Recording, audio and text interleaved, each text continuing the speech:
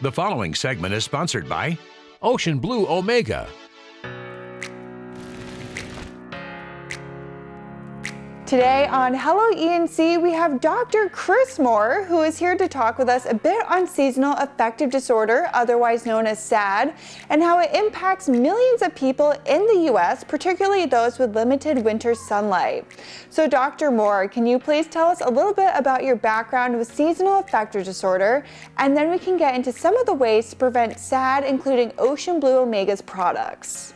Great to be here, and thanks for having me, Meghan. Seasonal Affective Disorder, or S.A.D, as the acronym is something, like you said, that affects so many people. It affects just general mood. You know, it's not surprising. The winter blues is often what it's kind of referred to. Just gray skies, cold weather, hard to get outside. It really can affect us mentally and physically and make it challenging to almost feel like you want to do anything day to day. So what are some key dietary changes or specific nutrients that can help alleviate the symptoms of seasonal affective disorder? Yeah, so one of the common ones that we hear so much about is vitamin D. Now, vitamin D is something that comes from sunlight primarily, but with the diet, there are some foods that we can also make sure we're including.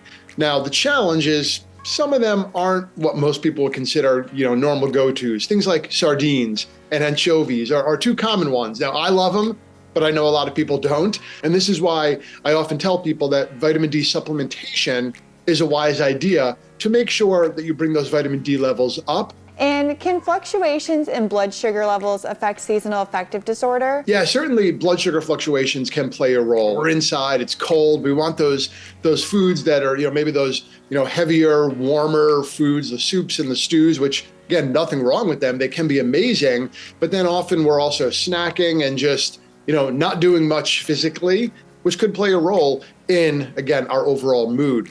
There's another nutrient that I didn't even bring up, and that is omega-3s. Omega-3s are a fat that we get from the diet, and that can actually play a role in our overall mood, our overall brain health. What food should I include in my diet to support a healthy gut?